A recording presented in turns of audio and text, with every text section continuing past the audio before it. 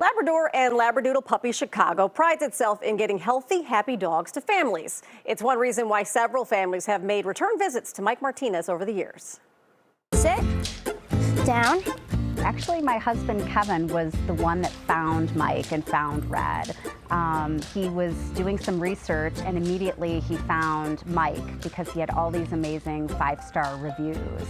And so he drove down to the city and ended up spending a couple hours with Mike talking to him, and he had picked up Red and didn't put him down the whole time. Talk. I really like to talk to people. I'm not a big believer in these online applications where people fill out an application and the breeder acts like they're doing you a favor by letting you adopt one of their dogs. They're gonna sell a dog to anybody. I screen people by doing a phone interview, and I love talking to people. I wanna hear their story about what this dog is going to mean to them and their family. You know, we had kind of narrowed down the dog selection. We knew that we needed to get a breed that didn't shed. I'm a big dog fan. It was kind of the compromise, like, let's try and find, for me, the biggest dog that doesn't shed, which turned out to be the Labradoodles.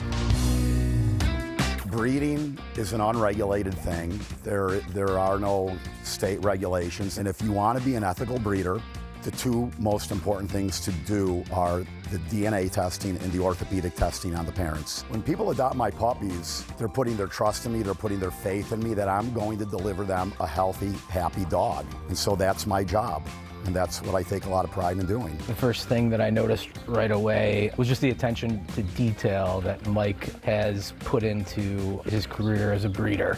You know, these Labradoodles are really special dogs. They're incredibly intelligent and just really, you know, loving family dogs. And I really think it's helped bring, you know, the family together a lot.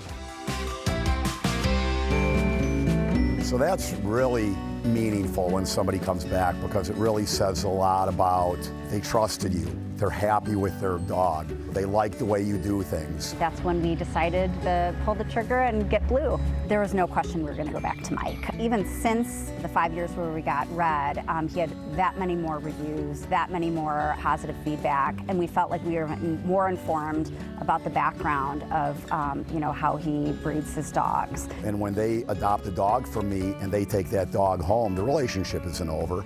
I follow up with them regularly. If somebody randomly texts me 3 months, 4 months, a year later, I save all my text messages, I know all our conversations, and I will get back to them immediately.